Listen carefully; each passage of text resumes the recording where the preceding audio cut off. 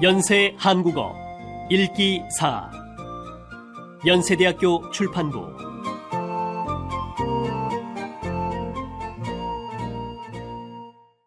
제1과 나의 생활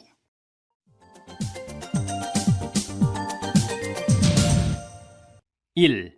살기 좋은 도시. 세계에서 가장 살기 좋은 도시는 어디일까? 한 월간지가 교육, 소득 수준, 환경오염, 자연재해와 관련된 정책에 대하여 세계 70여 개 대도시를 조사한 결과 스웨덴의 스톡홀름과 노르웨이의 오슬로, 독일의 뮌헨, 프랑스의 파리 등 유럽 선진국 도시들이 높은 순위를 차지했다. 이 도시들에 대한 평가 내용 중에는 환경과 관련된 것도 포함되어 있다. 이러한 사실을 통해 최근에는 경제적 수준뿐만 아니라 깨끗한 환경을 유지하고 시민들에게 그 혜택을 나누어 줄 수 있는 것이 살기 좋은 도시의 주요 조건이라는 것을 알 수 있다. 경제적으로 크게 발전한 도시는 아니지만 좋은 평가를 받은 도시 중에 브라질의 꾸리찌바가 있다.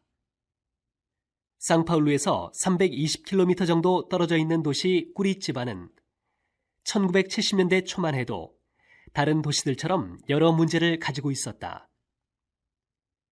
건축가 출신인 꾸리찌바 시장은 비용을 적게 들이고 환경을 파괴하지 않으면서도 많은 사람들이 혜택을 받을 수 있는 정책들을 생각해냈다고 한다. 첫째, 꾸리찌바시는 쓰레기를 재활용하여 그 수익을 시민들에게 돌려주었다. 트럭 몇 대가 15일마다 저소득층이 살고 있는 교외 여러 곳을 돌아다니는데 이때 주민들이 모아둔 재활용 쓰레기를 가져가면 필요한 식료품으로 교환해 주었다. 이 트럭들은 녹색 트럭이라고 불렸고 이런 활동을 통해 시민들은 재활용이 중요한 것을 알게 되었다. 둘째, 새로운 버스 노선을 개발하여 시민들이 대중교통을 편리하게 이용할 수 있도록 했다. 원래 있던 큰 길을 버스 전용 차로로 만들어 불필요한 개발을 막았고 환승 정류장 근처에 시청과 병원, 쇼핑센터 등을 지어 교통량을 줄이는 데 성공하였다.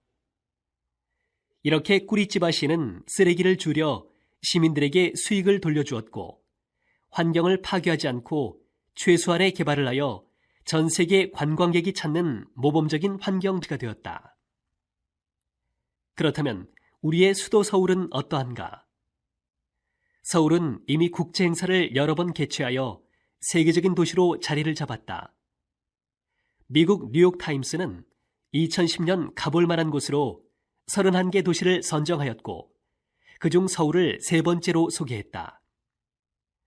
선정 이유는 서울 시내의 카페와 식당, 멋진 미술관, 패션 명소, 웅장한 고궁 등을 즐길 수 있다는 것이었다. 정말 반가운 소식이 아닐 수 없다. 2000년대에 들어 서울시는 버스 중앙차로를 만들고 시멘트로 덮여있던 청계천을 복원했으며 최근 생태공원이나 자전거 도로를 늘려서 더욱 쾌적한 도시의 모습을 갖추어가고 있다. 그러나 다른 한편으로는 고층 건물이나 아파트 건설이 활발하게 이루어지고 있어서 이러한 개발이 오히려 자연을 파괴하는 것이 아닌지 생각하게 된다. 시민의 주택 문제를 해결해주는 고층 아파트를 짓는 일도 필요하지만 자연과 함께하는 삶이 가능하도록 서울의 한강, 산과 숲을 보호하려는 원칙을 지키는 것이 중요하다. 이를 위해서 여러 분야의 전문가들과 서울 시민들의 다양한 의견을 앞으로의 정책에 반영하여 서울을 누구나 살고 싶어하는 도시로 만들어가야 할 것이다.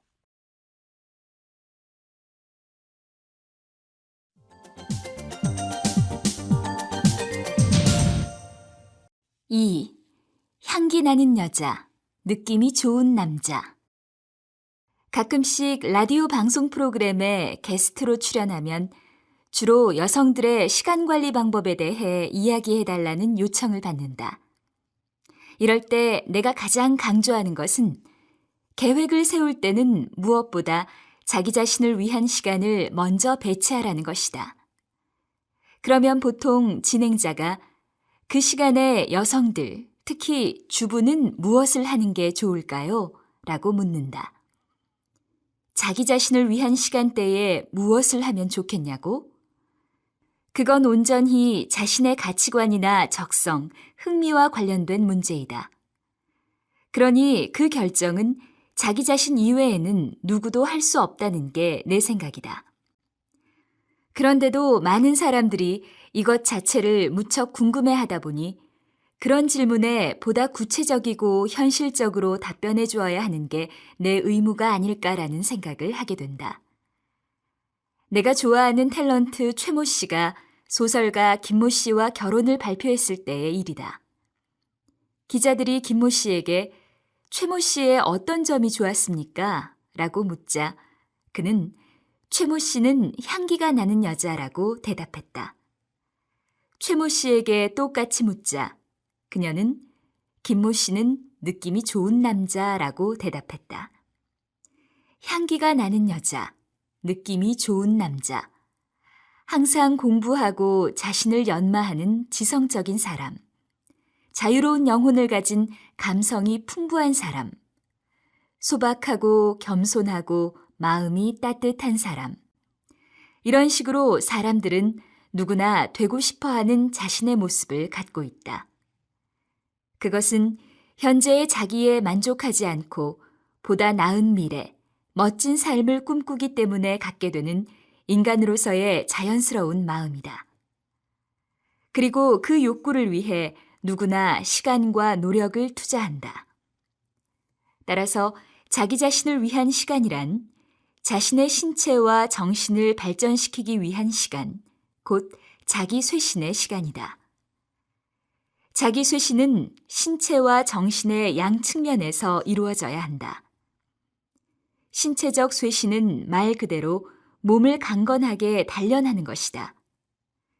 특히 요즘은 공기도 물도 온갖 먹거리도 너무 오염되어서 의식적으로 노력하지 않으면 건강을 지키기도 힘들어졌다. 오래 살 수 있어서 하고 싶은 일을 할 기회가 그만큼 많아진다면 얼마나 좋은 일인가. 하지만 단지 그것이 생리적 수명만 연장이 되는 것이라면 아무 의미도 없을 것이다.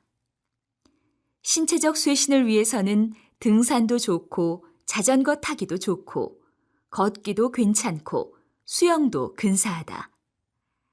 가장 좋은 운동은 걷기라고 하니 하루에 30분쯤 걸어보는 것은 어떨까? 중요한 것은 지속적으로 신체 단련을 위해 시간을 투자하는 것이다.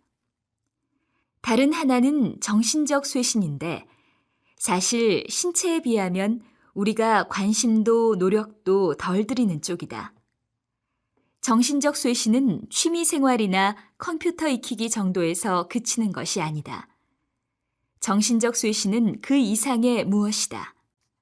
그것은 곧 인간적인 성숙을 말하는 것으로 인생을 더 풍부하게 느끼고 어려움을 이길 수 있는 용기와 능력을 키우고 주변의 사람들을 사랑하고 사랑받을 수 있는 힘을 키워나가는 것을 의미한다. 책을 읽어라. 신문의 행간도 읽어내라. 대화하고 또한 명상하라. 기도하고 글을 써라. 정신적 쇄신을 위해서는 그 무엇보다도 정기적인 자기 반성을 행해라. 그러면 인격도 지성도 우리를 비껴가지 않는다. 내가 아는 선배 한 분은 연말이면 혼자 여행을 떠난다. 떠날 시간을 내기 어려우면 서울에 있는 호텔에 2박 3일쯤 투숙한다. 선배의 준비물은 간단한 옷가지와 세면도구, 그리고 1년간 사용한 수첩과 일기장이다. 완전히 자기만의 시간에 그 선배는 한 해를 정리하고 평가하고 반성한다. 그리고 새로운 한 해를 위한 계획을 세운다. 좋다는 건 다 알지만 시간이 없어서 혹은 다른 일이 너무 바빠서 혹은 자꾸 미루게 돼서 못한다고? 그럼 할 수 없다. 근사한 미래를 꿈꿀 자격이 없으니 억울해하지 말고 그냥 그대로 사는 수밖에. 시간관리 컨설턴트로서 조언한다. 자기를 발전시키고 싶다면 최소한 하루에 30분씩 운동을 하고 일주일에 한 번은 일기를 쓰고 한 달에 한 권은 책을 읽고 계절에 한 번씩은 자연과 벗하고 1년에 한 번은 혼자 여행을 해라.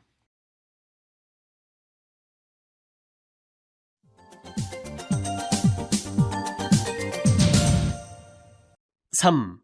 내 고향 서울.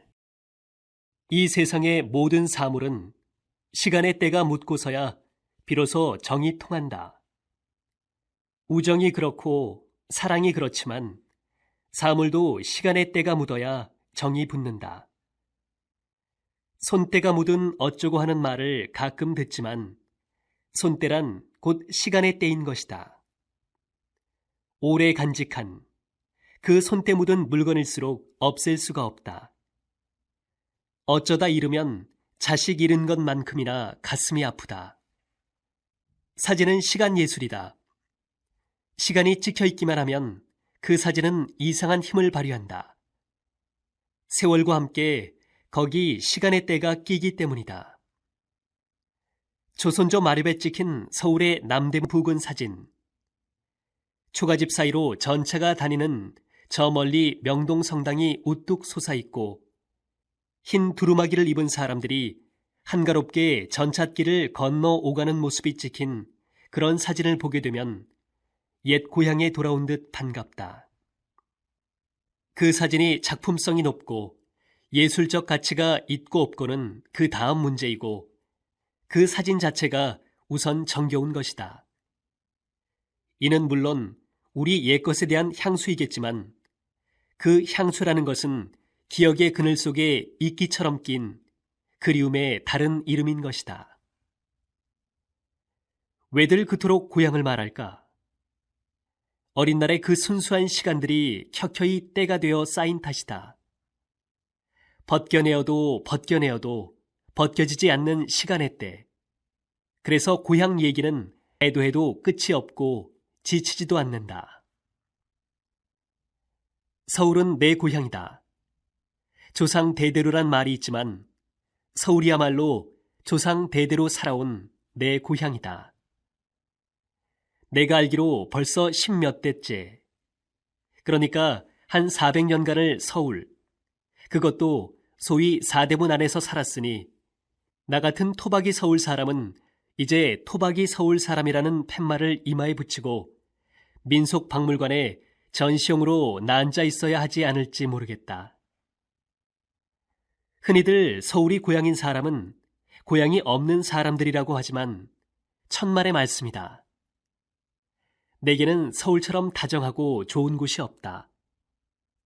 촬영 여행을 갔다가도 멀리 한강의 냄새가 풍겨오면 이제 집에 다 왔구나 싶어 마음이 놓이고 긴장의 풀림을 느낀다. 인왕산과 북악산 근처를 지날 때면 공연히 기분이 좋다. 필운동, 사직동, 채부동, 누상동, 누하동, 도렴동, 통의동, 내자동, 내수동. 서울 토박이가 아니고서는 귀에 선 이 동네 이름만 들려도 입가에 미소가 돈다. 또 서울은 사람 살 곳이 되지 못한다고들 한다. 그러면서도 막상 시골로는 내려가지 않는 이상한 사람들. 살만한 곳 다 놓아두고 무엇 때문에 사람 살 곳 되지 못하는 서울에서만 복작이며 사는지. 그런 사람들만 떠나주어도 서울은 훨씬 조용할 텐데. 6.25 전만 해도 서울이 이런 북새통은 아니었다. 서울에서 나고 서울에서 자라서 그 젊음 다 보내고 이제 서서히 늙어가고 있다. 이제 죽어 화장하고 나면 한 줄기 바람이 되어 서울 하늘 이곳저곳을 날아다닐 생각이다. 바쁘단 핑계로 가보지 못했던 곳들을 날아다니며 논일 생각이다. 제2과 사람의 성격.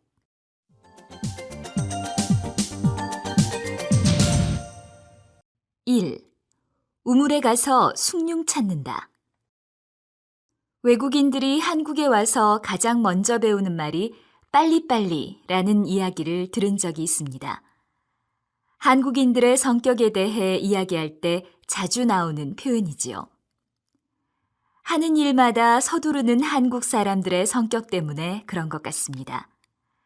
이런 한국인의 모습을 보여주는 말로 우물에 가서 숭늉 찾는다라는 속담이 있습니다. 숭늉을 아시나요? 요즘은 밥을 먹고 보리차나 생수를 마시지요. 예전엔 주로 숭늉을 마셨답니다. 숭늉이란 밥솥에 밥을 지어 밥을 다 푼 다음에 솥바닥에 눌어붙은 누룽지에 물을 부어 끓인 물입니다. 지금도 그 구수한 맛을 좋아해서 전기밥솥을 쓰지 않고 일부러 일반 밥솥으로 밥을 해서 숭늉을 끓여 마시는 사람들도 있습니다. 식당에서도 옛맛을 그리워하는 손님들을 위해 준비해 놓기도 합니다. 그런데 밥이 다 되어야 끓여낼 수 있는 숭늉을 쌀 씻을 물을 준비하는 우물에 가서 달라고 하다니요. 정말 성격이 급한 사람이지요. 이렇게 옛사람들은 일상생활에서 나타나는 인간의 행동을 관찰하여 사람들이 쉽게 기억할 수 있게 재치 있는 속담을 만들어냈습니다. 급하다는 말은 빠르다는 말과도 통하겠지요. 번갯불에 콩 볶아 먹겠다는 재미있는 표현도 있답니다. 번쩍하는 번갯불에 콩을 볶아서 먹을만 하다는 뜻으로 행동이 정말 빠르고 민첩하다는 말이랍니다.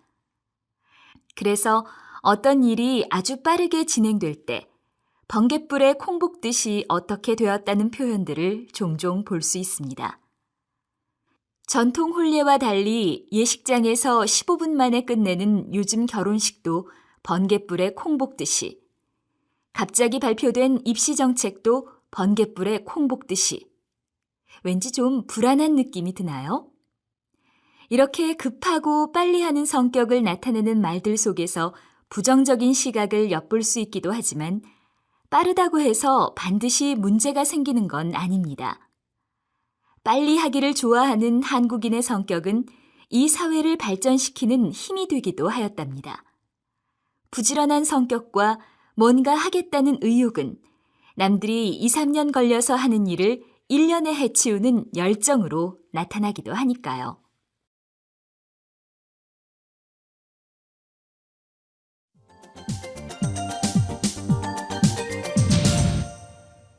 이 마음에는 형태가 있다. 저 사람은 마음이 크다. 저 사람은 소심한 사람이다. 혹은 저 사람은 마음이 아주 느긋하다. 저 사람은 마음이 너무 급해서 큰일이다 라고도 말한다. 이런 말들을 우리는 예사로 흔히 쓰지만 잘 생각해보면 이상하지 않은가? 이러한 말들은 모두 마음의 형태를 나타낸 말인데 누가 큰 마음, 작은 마음, 긴 마음, 짧은 마음을 보았는가? 저렇게 딱딱한 사람은 없다. 저렇게 마음이 부드러운 사람도 드물다.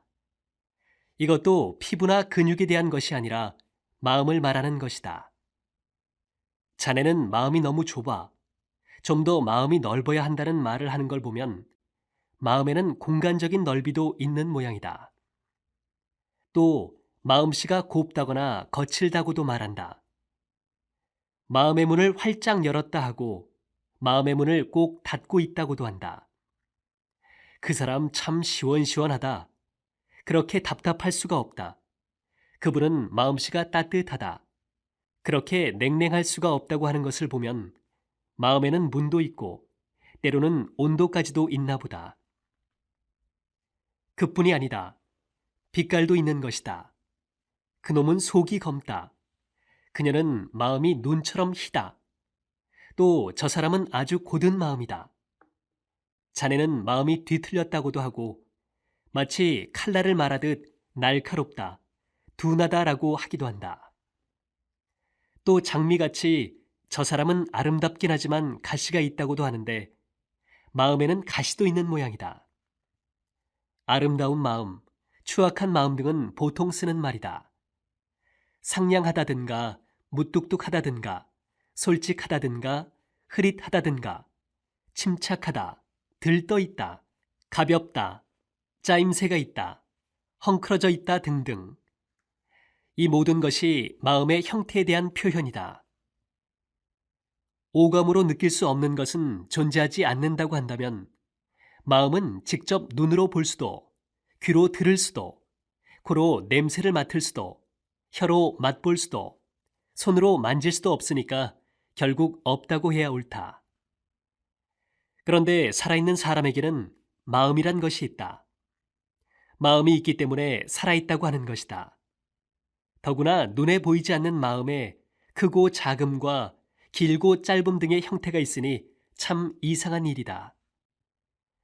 일정한 형태가 없는 것은 반대로 무한한 형태를 나타낼 수도 있다. 마음에는 일정한 형태가 없기 때문에 무한이라고 해도 좋을 정도의 형태가 있는 것이다.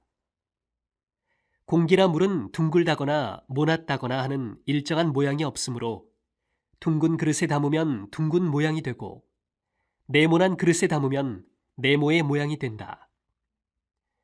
마음은 정해진 형태가 없기 때문에 어떠한 형태로도 될 수 있는 것이다.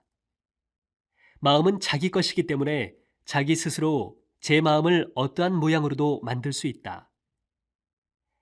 내 이런 마음은 본래 타고난 것이어서 한평생 고쳐지지 않는다고 하는 사람이 있지만 그것은 자기 스스로 자기 마음을 일정한 모양의 틀에 집어넣고 그 형태를 바꿀 수 없다고 생각하여 바꾸려고 하지 않기 때문이다.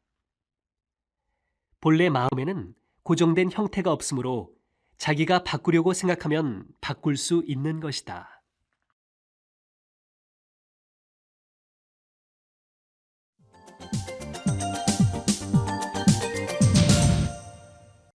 3.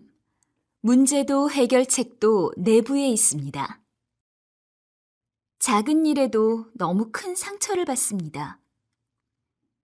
누구나 상처를 주고받으며 사는 게 세상 이치라 생각할 수도 있지만 저는 상처를 주는 것도 상처를 받는 것도 너무나 힘이 듭니다.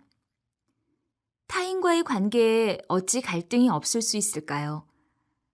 알면서도 그런 갈등 상황이 닥치면 마음이 상합니다. 조금 전에도 시집살이로 힘들어하는 언니에게 인터넷으로 책을 사서 보내고 그 사실을 알리려 전화했는데 내가 책 읽을 시간이 어디 있니? 라는 언니의 말에 또 섭섭해집니다. 그냥 언니가 바쁘고 마음의 여유가 없나 보다 생각하면 될 텐데. 그렇게 생각해도 제 마음은 그대로입니다. 어렸을 때 부모에게 관심을 별로 받지 못하고 자라서 그런지 대수롭지 않은 상대방의 거부에도 너무나 큰 상처를 받습니다. 이런 제 자신의 성격을 고쳐보려고 노력하는 중입니다만 몸에 밴 마음의 기억들이 쉽게 지워지지 않네요. 제가 상처받기 싫어서 그런지 누군가에게 본이든 아니든 상처를 줄까봐 매 순간 걱정하게 됩니다. 그런 마음이 항상 나의 인간관계를 방해하는 것은 아닐까 생각해 봅니다. 타인에게 너무 큰 것을 기대하고 있습니다. 봄님, 어쩌다가 상처를 주고받으며 사는 게 세상의 이치라는 가치관을 갖게 되셨는지 안타깝습니다. 그래도 쉽게 상처받는 자신의 마음을 알고 개선하고자 하는 의지가 엿보여 다행스럽습니다. 이렇게 해보시기 바랍니다. 저 사람이 내게 상처 준다. 저 사람이 나를 미워한다고 느껴질 때마다 그것이 사실인지 점검해 보는 겁니다. 그 사람을 직접 만나거나 전화로 안부를 물어보세요. 그때마다 상대방이 봄님에 대해 사랑이나 미움의 감정을 갖기는커녕 봄님에 대해 생각조차 하지 않았다는 사실을 확인하게 될 것입니다. 이 세상에 봄님만 생각하는 사람은 아무도 없습니다. 봄님이 항상 자기 자신만을 생각하듯이 타인들도 저마다 자신만을 생각합니다. 언니도 마찬가지입니다. 또 한 가지, 우리는 어떤 문제가 생기면 그 원인을 외부에서 찾는 습관이 있습니다. 저 사람이 내게 상처를 주었다. 저 사람이 나를 미워한다. 저 사람이 나를 속였다 등으로 생각합니다. 그렇게 생각하는 것은 관계의 주도권을 상대에게 넘겨주는 행위입니다. 문제의 원인뿐 아니라 해결책 역시 상대에게 있다고 믿으면서 자신은 피해의식에 사로잡혀 무력한 사람의 자리로 물러나게 됩니다. 이제 봄님은 자신의 삶을 주도적으로 관리하고 이끌어 나갈 수 있는 성인입니다. 이렇게 생각을 바꿔보세요. 내가 저 사람에게 상처를 받았다. 내가 저 사람에게 속았다. 내가 저 사람에게 미움을 받는다. 똑같은 현상에 대해 표현만 달리한 것이 아닙니다. 상황을 이해하는 기본적인 태도에서 분명히 차이가 납니다. 내가 속았다는 사실을 인식하게 되면 다음부터는 그에게 속지 않도록 대비할 수 있습니다. 미움을 받는다는 사실을 알면 원인을 밝혀서 문제를 해결할 수 있습니다. 그것이 생의 주도권을 쥐고 삶을 자율적으로 살아가는 첫걸음입니다. 마지막으로 봄님은 언니나 세상에 대해 너무 큰 것을 기대하고 있습니다. 봄님은 언니를 위해서 책을 보냈다고 생각하지만 실은 책을 보내면서 이미 그에 상응하는 사랑, 인정, 지지가 돌아오기를 기대했습니다. 자신도 알아차리지 못하는 마음 깊은 곳에서 그랬습니다. 단순히 언니의 말 한마디 때문에 낙담한 게 아니라 기대했던 사랑과 지지를 받을 수 없게 되자 서운했던 것입니다. 봄님께서 언니에게 기대했던 사랑은 말씀하신 대로 유년기에 부족했다고 느꼈던 부모의 사랑입니다. 언니도 세상 그 누구도 봄님이 마음속으로 기대하는 종류의 사랑과 보살핌을 줄 수는 없습니다. 세상 사람들이 냉정해서가 아니라 봄님의 기대가 너무 크기 때문입니다. 자기도 모르게 계속 부모의 사랑을 대신할 누군가를 찾으면서 세상에 대해 많은 과도한 온정을 기대하는 마음이 바로 봄님이 상처를 입는 이유입니다. 봄님, 문제의 원인이 내면에 있듯이 해결책 또한 우리의 내부에 있습니다. 가장 좋은 방법은 봄님이 기대하는 그 사랑을 스스로에게 베푸는 것입니다. 언니에게 책을 보낼 게 아니라 그 책을 자신이 읽고 스스로를 사랑하면서 행복감과 활기를 느낄 만한 일을 찾아서 행하는 것입니다.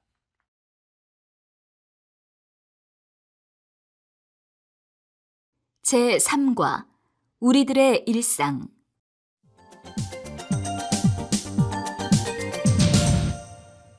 1. 경고문에 담긴 세상. 우리 주변에는 많은 경고문이 있다. 대개 짧은 글이지만 이 속에는 우리가 살아가는 모습이 담겨 있다. 바로 내 집 앞 골목에서 쓰레기를 버리지 마시오. 발견 즉시 신고함이라는 강력한 내용이 담긴 문구를 만난다. 요일과 시간에 맞춰 쓰레기를 내놓아야 한다는 규칙을 지키지 않아 주택가 골목길을 지저분하게 만드는 이들에 대한 경고이다. 집에서 지하철역까지 걷다 보면 여기저기에 주차 금지라고 써놓은 것을 볼 수 있다. 남의 집 주차장 앞, 남의 가게 앞에 차를 잘못 세우면 무슨 일이 생길지 모른다. 가끔 길가에서 주차 문제로 싸우는 이들은 여기 이렇게 써놓은 거 못 봤어요? 잠깐 세웠는데 뭘 그러세요? 잠깐이라니요. 제가 얼마나 기다렸는지 아세요? 전화번호는 남겼어야지요. 그러다 금방 싸움으로 바뀌기도 한다. 주차 공간이 부족한 탓에 자주 일어나는 일들이다. 낙서 금지, 취사 금지, 촬영 금지. 우리가 만나는 금지들이 얼마나 되는지 한번 꼽아보자. 내가 가는 길에 경고는 계속 이어진다. 하지만 모두가 딱딱하고 위협적인 문구로 이루어진 건 아니다. 경고 같기도 하고 호소 같기도 한 색다른 문구들도 눈에 들어온다. 산책 가는 공원에는 토끼의 귀를 잡아당기고 있는 그림과 함께 공원의 동물들을 건드리지 맙시다 라고 말하는 팻말도 있다. 공원 화장실에서는 아름다운 사람은 머문 자리도 아름답습니다 라는 글을 볼 수 있는데 읽는 이의 자존심을 건드려 마음을 움직여 보려는 시도로 보인다. 잔디밭에는 잔디가 아파요.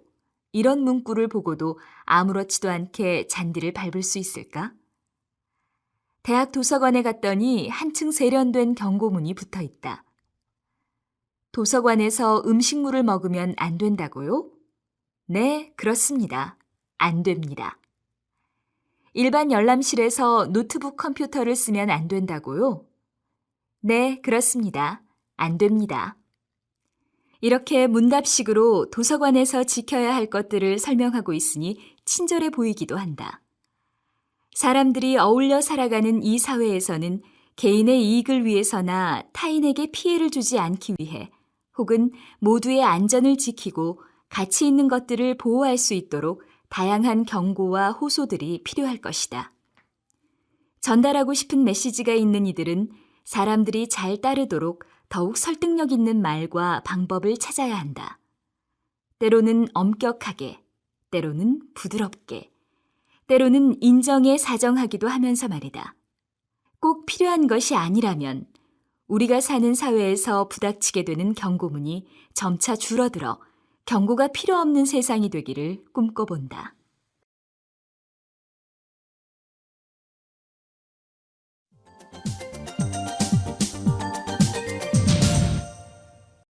이 동전 한 개의 오블리주.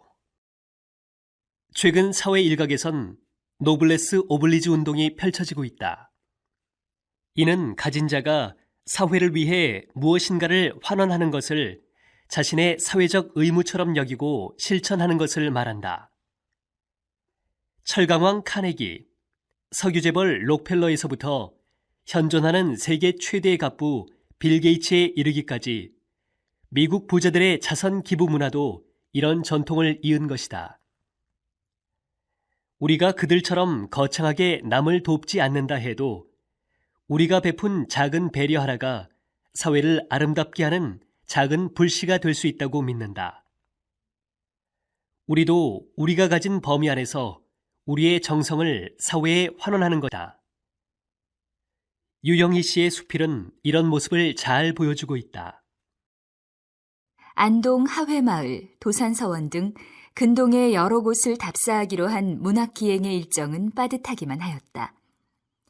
갑자기 쌀쌀해진 날씨 탓에 오지 않는 버스를 기다리며 휴게실에 옹기종기 모여 있었다. 같은 반을 제외하고는 낯선 얼굴들이 대부분이었다. 낯선 사람에게 다가가지 못하는 주변머리는 선배들에게 인사도 못 드리고 같은 반 식구들에게만 웃음을 건넸다. 따뜻하게 챙겨 입었는데도 새벽의 한기 앞에 옷의 방어선은 맥없이 무너져 버렸다. 아침도 제대로 못 먹고 나왔다는 반원들에게 따끈한 차나 한잔 하자며 자판기 앞으로 몸을 돌렸다. 초면인분이 커피를 뽑고 계셨다. 책 위에 몇 잔의 차를 받쳐들고 있던 분이 500원 동전을 자판기에 다시 집어넣는다. 커피를 더 뽑으시나 보다 했는데 싱긋 웃음을 던지며 이걸로 뺏어 드세요 라는 말을 남기고 일행이 기다리는 곳으로 가신다. 달랑 내 식구 것만 챙겨 들고 있던 손이 부끄러워진다. 초면인분의 느닷없는 배려 앞에서 처음 느낀 건 감사보다 당황함이 더 컸다. 500원 동전을 넣어주며 웃음을 주셨던 분의 얼굴조차 제대로 확인하지 못하고 자판기에 빨갛게 켜있는 500이란 숫자에만 멍하니 눈을 두고 있었다. 낯선 얼굴이지만 같은 수필 회원이니 차 한 잔 권하는 거야 특별한 일도 아니지만 동전을 넣어주는 배려는 처음 접하는 일이었다. 익숙한 얼굴들에게 차를 뽑아 돌리고는 가방을 뒤져 있는 대로 동전을 자판기에 넣어두었다. 다음 사람도 내가 받았던 감사를 전달받았을 것이다. 그도 역시나 주머니를 뒤져 더 많은 동전을 자판기에 넣어둘 것이다. 큰 횡재를 한 듯 기분이 좋아졌다. 단돈 몇만 원에 사람 목숨도 빼앗는다는 세상에 낯선 분의 배려는 값을 매길 수 없는 큰 행복과 사랑으로 가슴에 심어졌다. 작은 나눔 큰 사랑이라 했던가. 500원의 배려는 낯선 얼굴을 향하여 얼마든지 행할 수 있는 작은 사랑의 실천이며 큰 사랑의 나눔, 바로 그것이었다.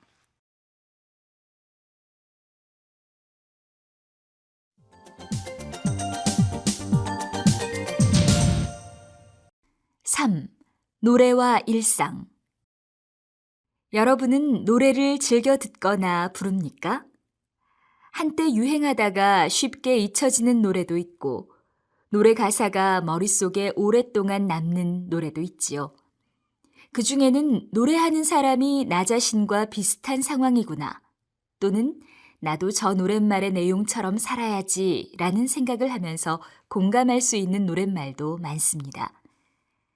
노래를 통해서 우리의 일상생활을 들여다볼 수 있는 거지요. 다음 노래 가사를 함께 읽어볼까요? 시험을 망쳤어. 오, 집에 가기 싫었어. 열받아서 오락실에 들어갔어. 어머, 이게 누구야? 저 대머리 아저씨. 내가 제일 사랑하는 우리 아빠. 장난이 아닌걸. 또 최고 기록을 깼어. 처음이란 아빠 말을 믿을 수가 없어. 용돈을 주셨어. 단 조건이 붙었어. 엄마에게 말하지 말랬어. 가끔 아빠도 회사에 가기 싫겠지. 엄마 잔소리, 바가지, 돈 타령, 숨이 막혀. 가슴이 아파, 무거운 아빠의 얼굴. 혹시 내 시험 성적 아신 건 아닐까? 오늘의 뉴스, 대낮부터 오락실엔 이 시대의 아빠들이 많다는데 혀끝을 쯧쯧 내차시는 엄마와 내 눈치를 살피는 우리 아빠. 이 노래는 누가 부르고 있을까요? 이 사람과 아빠에게는 무슨 일이 생겼을까요? 요즘도 이런 문제 때문에 고민하고 힘들어하는 사람들이 우리 주변에 여전히 있습니다. 세상을 살아가는 것이 쉬운 일만은 아닌 것 같습니다. 다른 노래 가사도 볼까요? 나를 봐, 내 작은 모습을. 너는 언제든지 웃을 수 있니? 너라도 날 보고 한 번쯤 그냥 모른 척 해줄 순 없겠니? 하지만 때론 세상이 뒤집어진다고, 나 같은 아이 한둘이 어지럽힌다고, 모두가 똑같은 손을 들어야 한다고 그런 눈으로 욕하지 마. 난 아무것도 망치지 않아. 난 왼손잡이야. 나나나 나나나. 이 노래를 하는 사람은 남들과 다른 특징이 있습니까? 혹시 여러분은 보통 사람들과 많이 다른 모습을 가지고 있나요? 또는 남과 다르기 때문에 차별을 받은 적이 있나요? 함께 생각해 봅시다. 이제 다른 노래 하나를 더 살펴보겠습니다. 산호라면 언젠가는 밝은 날도 오겠지. 흐린 날도 날이 새면 해가 뜨지 않더냐. 새파랗게 젊다는 게 한미천인데 째째하게 굴지 말고 가슴을 쫙 펴라. 내일은 해가 뜬다. 내일은 해가 뜬다. 이 노래는 힘든 상황에 놓여 있지만 희망을 갖고 싶어 하는 사람의 마음을 표현하고 있습니다. 이 노래를 부르고 나면 힘이 나겠지요? 지금까지 함께 살펴본 노래들처럼 사소한 일상생활의 이야기도 노래가 되어서 불릴 수 있습니다. 이렇게 사람들이 즐겨 듣거나 부르는 노래는 우리들의 삶과 현실을 담고 있습니다. 우리는 그 노랫말을 통해서 위로를 받기도 하고 가슴 아파하기도 합니다. 희망을 얻거나 행복한 미래를 꿈꿀 수도 있고요. 아름다운 멜로디를 타고 우리 가슴으로 전해지는 노래는 마치 우리와 함께 삶을 살아가는 친구 같습니다. 이제 우리 서로에게 가르쳐주고 싶은 노래가 있으면 한번 불러볼까요? 새로 사귀게 된 좋은 친구를 소개하는 것처럼요.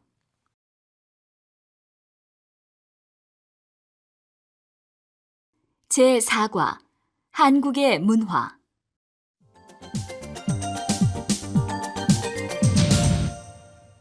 1. 인터넷 사랑방. 직장에 출근하면 제일 먼저 인터넷에 접속한다.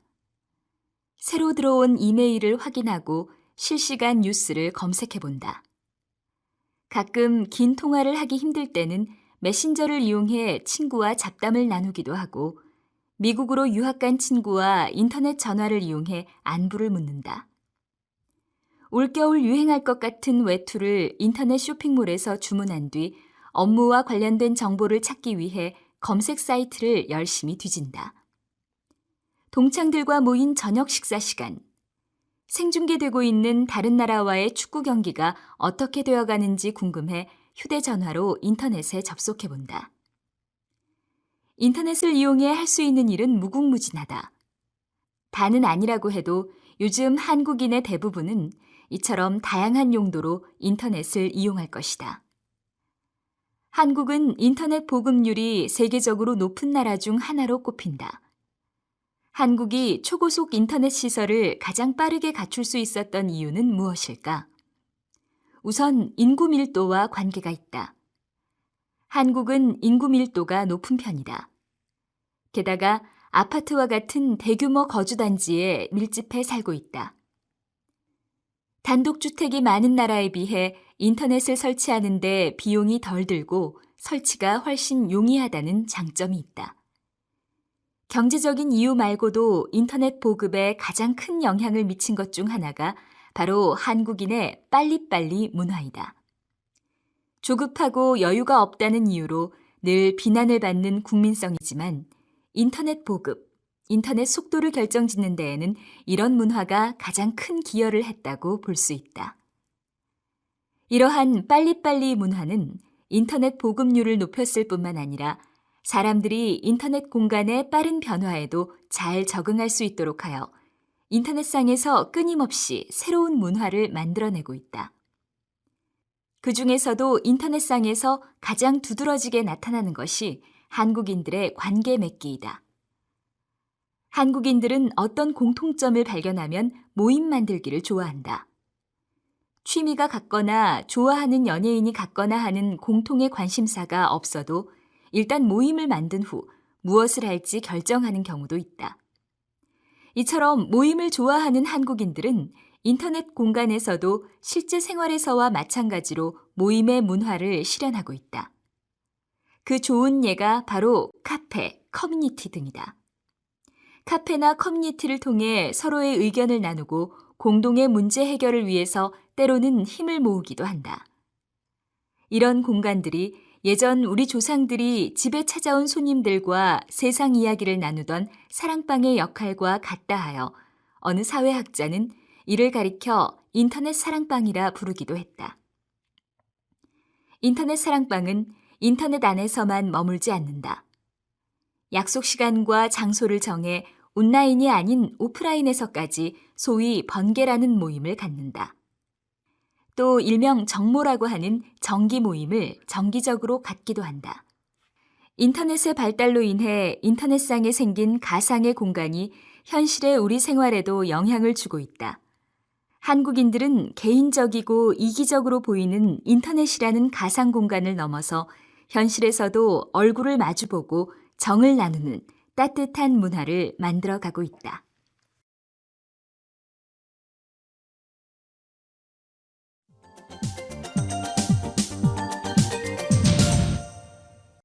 2. 우리 중심의 동양인. 다음 사진에 보이는 맥주병의 크기를 비교해보자. 위쪽 사진은 일반적으로 동양인들이 즐겨 마시는 맥주이고 아래쪽 사진은 서양인들이 즐겨 마시는 맥주들이다. 동양 맥주병의 표준 크기는 여럿이 함께 나눠 마실 수 있는 크기이고 서양 맥주병의 표준 크기는 한 사람이 한 병씩 마시도록 되어 있는 크기이다. 동양인은 우리, 즉 자신이 속한 집단을 최소 단위로 여기지만 서양인은 나, 즉 개인을 최소 단위로 여긴다. 이러한 현상은 우리 생활 곳곳에서 나타난다. 한국인은 우리나라, 우리 집, 우리 학교, 우리 회사와 같이 우리라는 표현을 많이 쓴다. 심지어 우리 남편이라는 말까지 있을 정도다. 그러나 이를 our husband라고 영어로 직역한다면 매우 어색한 표현이 된다. 이때는 my husband라고 부르는 것이 올바른 표현이다. 이렇듯 영어에서는 소유를 표현할 때 우리 대신 나라는 말을 쓰는 것이 일반적이다. 서양인의 자아는 대체로 개인에 한정된다. 말 그대로 나는 나인 것이다. 그러나 동양인의 자아는 나라는 개인에 한정되지 않고 우리로 확장된다. 우리는 내가 속한 가족, 학교, 회사, 나라로까지 확장된다. 동양인은 특히 가족과 나를 동일시하는 경향이 크다. 가족이 잘 되어야 나도 잘 되고 나의 성공은 곧 가족의 성공이 된다. 이렇게 우리를 중심으로 생활하는 동양인과 나를 중심으로 생활하는 서양인은 인간관계 방식에서도 차이를 보인다. 일반적으로 동양인은 1대1로는 매우 친밀하고 깊은 인간관계를 추구하지만 한번 집단을 형성하면 그 집단에 속하지 않은 낯선 사람에 대해 배타적인 태도를 취한다. 이는 집단의 경계가 분명하기 때문이다. 반면에 서양인은 낯선 사람과 빠른 인간관계를 맺는 데에는 능숙하지만 속마음을 쉽게 털어놓을 수 있는 친밀하고 깊은 인간관계를 맺는 데에는 상대적으로 취약하다. 서양인은 개인의 경계가 분명하기 때문에 사적인 이야기를 타인과 공유하는데 동양인에 비해 어려움을 느낀다. 서양인이 중요하게 생각하는 사생활 보호의 개념이 동양인에게 낯선 것은 이 때문이다. 서양의 학교에서는 아이들이 공동 작업을 해내는데 어려움을 겪는 일이 종종 발생한다. 혼자서 배우고 스스로 방어하려는 서양 아이들의 독립적 성향 때문이다. 동양 아이들은 잘 모르는 것이 있거나 어려움을 겪으면 스스럼 없이 친구에게 도움을 청하는데 서양 아이들에게 이것은 열등함으로 비춰진다. 심지어 친구에게 도움을 청하는 행위를 부정행위로 받아들이기도 한다. 서양에 이민 온 지 얼마 안 된 동양 학생들은 동양 문화권에서 했던 것처럼 친구들과 함께 공동으로 과제를 해결하려고 했다가 서양 아이에게 안 돼, 내 일은 내가 알아서 해 하는 식의 제지를 당하는 일이 많다. 이건 역시 우리 중심의 문화와 나 중심의 문화 차이가 만들어낸 오해다.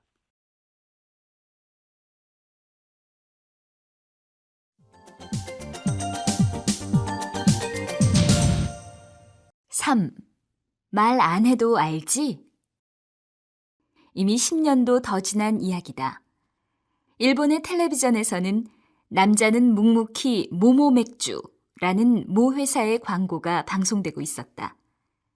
광고 모델이 말없이 혼자 맥주를 마시는 모습이 멋있어서 당시 젊은 사람들 사이에서 꽤나 유행했다. 하지만 이 광고를 같이 보고 있던 한국인 친구가 한국에서는 절대로 있을 수 없는 일이야. 맥주는 여럿이서 시끌벅적하게 떠들며 마셔야 제맛이거든. 혼자서 말없이 무슨 맛이야? 라며 웃었다. 하기는 일본에는 말하지 않는 데에 정취가 있다라는 말이, 한국에는 말 한마디에 천냥빚도 갚는다라는 말이 있을 정도로 두 나라에는 상반된 정서가 있다. 커뮤니케이션에서 침묵이 지니는 의미는 그 사회의 문화적 배경에 따라 다르다. 미국 사회에서 침묵은 부정적인 의미의 의사표시라고 한다. 즉, 말하지 않는 편이 낫기 때문에 잠자코 있는 것이 아니라 상대방에 대한 무관심을 표현할 때나 무시할 때 침묵이라는 방법을 쓴다는 것이다. 한편 미국 애리조나주의 서아파치족은 모르는 사람을 만났을 때, 꾸지람을 들었을 때, 사람이 죽었을 때 침묵을 지키며 문제를 해결하고 어려움을 넘긴다고 한다.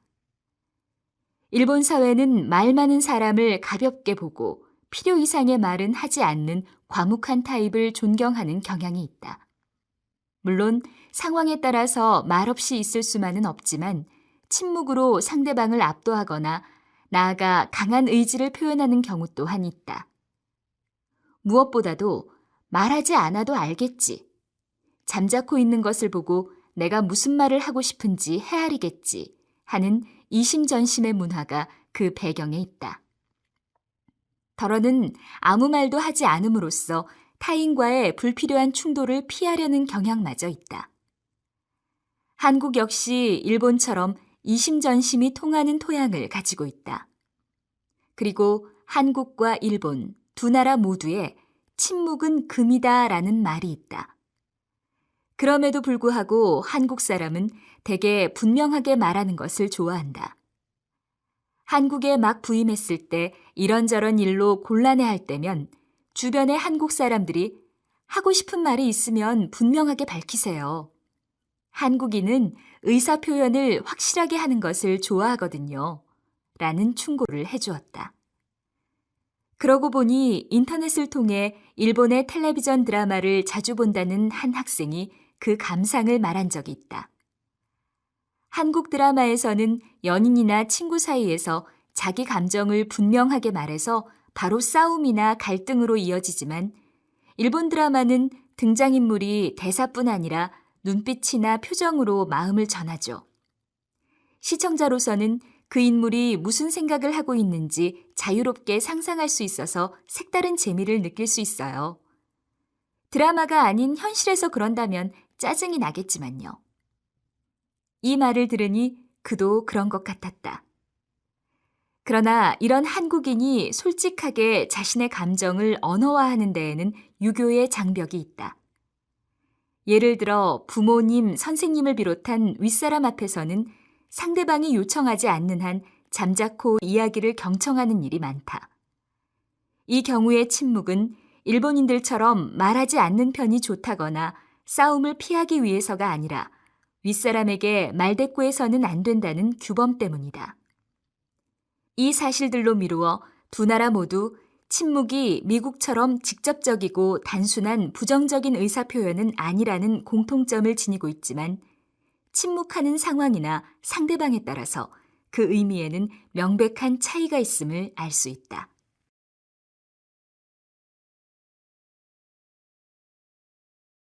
제5과 시간과 변화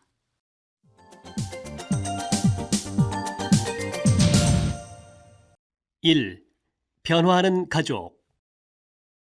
사회의 변화에 따라 다양한 가족 형태도 인정해야 비혼모 가족, 공동체 가족 등 새로운 가족 형태 등장. 가족이란 무엇일까? 일반적으로 가족이란 부부와 그 자녀, 부양해야 될 부모라는 혈연 중심의 집단이다. 그러나 최근에는 맞벌이, 입양, 이혼이나 재혼, 아동의 조기 유학이 늘면서 이제 우리도 다양한 형태의 가족을 인정해야 한다는 의견이 많다. 여기에서 말하는 다양한 형태의 가족에는 한부모 가족, 비혼모 가족, 무자녀 부부 가족, 입양 가족, 독신 가족, 재혼 가족, 공동체 가족 등이 있다. 이영숙, 김민철 씨 부부는 결혼한 지 6년이 지나도 아이가 생기지 않아 큰 고통을 겪었다. 그러나 이 씨는 용기를 내어 입양기관을 방문한 후에 남편을 설득한 끝에 2살 된 아이 민수를 입양했다. 건강하게 자라 유치원생이 된 민수를 보면서 이 씨 부부는 더 이상의 행복은 없을 거라고 했다. 결혼한 지 4년이 된 의사 최준호 씨는 앞으로도 아이를 갖지 않기로 아내와 합의했다면서 우리 사회가 자녀 없이 사는 것을 하나의 선택으로 인정해 주기를 바란다고 했다. 최 씨가 이런 결정을 한 것은 직장 생활과 육아를 병행하는 것이 어려울 것 같다는 아내의 생각을 존중해서였다. 그는 결혼한 부부에게 반드시 아이가 있어야 한다는 편견에서 벗어나야 한다고 주장한다. 최근에는 공동체 가족들이 함께 모여 사는 곳도 점차 증가하고 있다. 10대 가출 청소년이나 부모가 없는 청소년 5, 6명이 이들을 돌보는 교사와 함께 공동체 가정을 이루어 생활하는 경우가 그 예이다. 공동체 가정을 운영하는 강영호 씨는 구성원 간의 유대감과 서로의 필요성을 느끼고 있다면 핏줄로 이어지지 않아도 가족으로 볼 수 있다고 말한다. 공동체 가정은 혈연보다는 관계를 중심으로 한 새로운 가족 형태인 것이다. 이제 우리는 내 자식과 내 조상만을 강조하는 혈연 중심주의에서 벗어날 필요가 있다. 우리는 다양한 가족 형태의 뜻을 이해해야 하고 관계를 중심으로 한 새로운 가족 제도를 인정해야 하는 시대에 살고 있다. 따라서 이들의 권리를 보장해주고 지원할 법과 제도가 마련되어야 한다.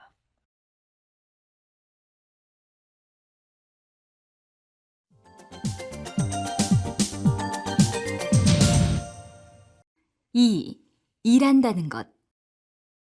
사람은 일을 하면서 먹을 것과 입을 것을 얻는다.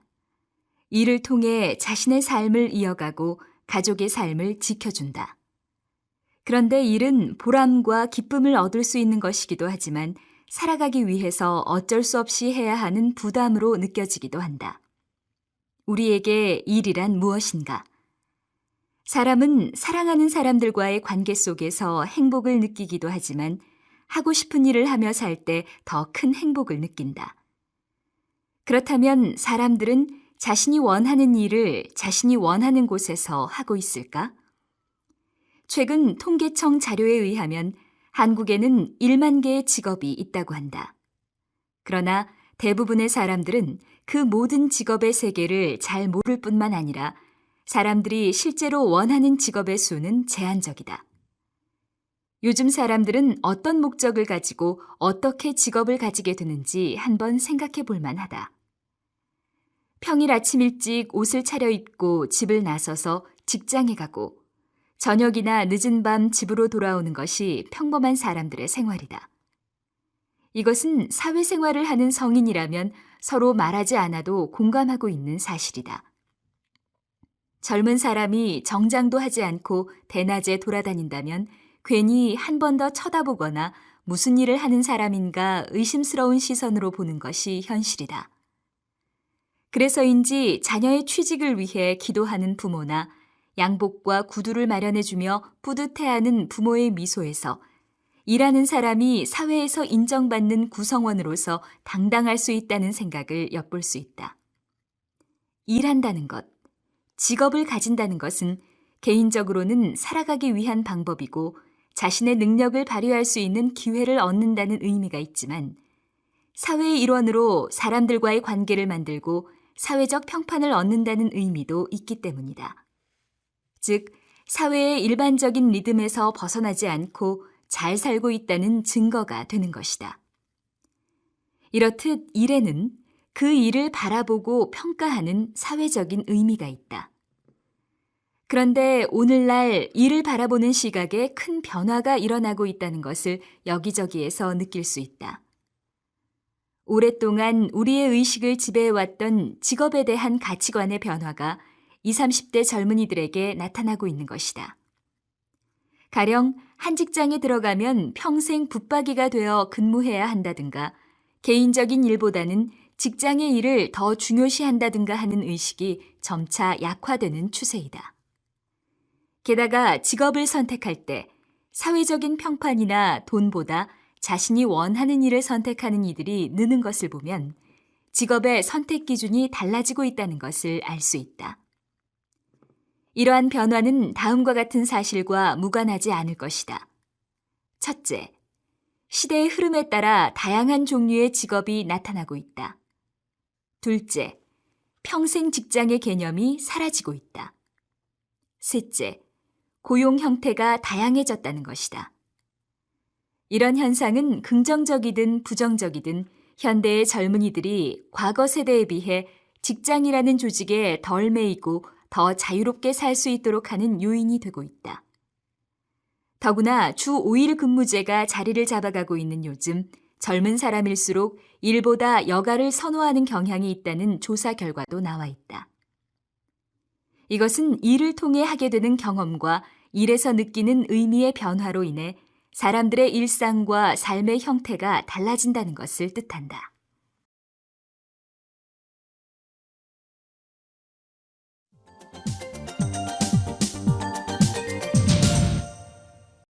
(3) 말에 담긴 세상. 말은 세상을 비추는 거울이고 말은 세상을 담는 그릇이다. 거울에 세상의 온갖 것이 비추듯 말에는 세상살이의 온갖 모습이 비추고 그릇에 살림살이의 갖가지 것들이 담기듯 말에는 세상살이의 갖가지 속살들이 담긴다.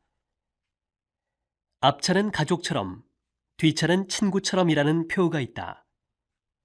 비록 짧지만 이 두 마디의 말에도 우리 사회의 속살과 겉모습이 드러나 있다. 우선 차를 운전하는 사람들이 서로를 아끼며 양보하려는 마음을 넉넉히 지니지 않아서 안타까워한다는 사실을 알 수 있다. 그리고 하필 가족처럼, 친구처럼이라 한 것으로 보아 우리나라 사람들이 가족이나 친구는 아낀다는 사실도 알만하다. 그 밖에도 교통질서를 잘 지키자는 표가 많은 것에서 우리나라의 교통질서가 어지럽다는 사실을 짐작할 수도 있을 것이다. 이처럼 표 하나에서도 세상의 겉과 속을 적잖이 들여다볼 수 있다. 사실 요즘에는 청소년들끼리 자주 쓰는 말을 어른들은 알아듣지 못하는 수가 많다. 우리 오늘 번개 있는 거 알지? 하는 말은 이제 제법 알려진 말인데 여기 쓰인 번개는 컴퓨터 통신에서 대화를 나누며 알게 된 사람들이 통신 공간 밖에서 만나는 것을 뜻한다. 컴퓨터에 누리 그물을 널리 쓰면서 생겨난 말이기에 몇 해 전까지 쉽게 들을 수 없던 말이다. 아직도 컴퓨터 통신을 잘 모르는 어른들은 알아듣지 못할 것이다. 지난날에는 어떤 사람이 마음에 들지 않으면 더러 밥맛이 없다 또는 밥맛이 떨어진다고 말했다. 그런데 얼마 전부터인지 이럴 때에 밥맛이야 하고 말하게 되었다. 똑같은 느낌을 나타내면서 무엇이 없다고 하다가 무엇이야로 바뀐 것이다. 어째서 그렇게 되었을까? 밥이 귀하던 시절에 밥맛을 잃는 것은 아주 큰일 날 일이었으나 요즘 젊은이들에게 밥은 여전히 여러 먹거리 가운데 하나일 뿐이다. 밥맛이 없으면 피자나 라면을 먹으면 그만인 것이다. 밥에 대한 생각이 달라지니까 말의 쓰임도 바뀐 것이 아닐까. 그렇다면 이제 우리는 어떤 말로 이 세상과 어우러져야 좋을지 생각해보자. 부모 가운데 한 분만 살아계시면 편부모라고 말해왔다. 그런데 요즘 많은 사람들이 편부모라는 말을 버리고 한부모라는 말을 쓰려고 한다. 왜 그럴까? 편부모라는 말에는 완전하지 않은 결손 가정의 부모라는 편견이 깔려 있어서 바람직하지 않다고 생각한 때문인 듯하다.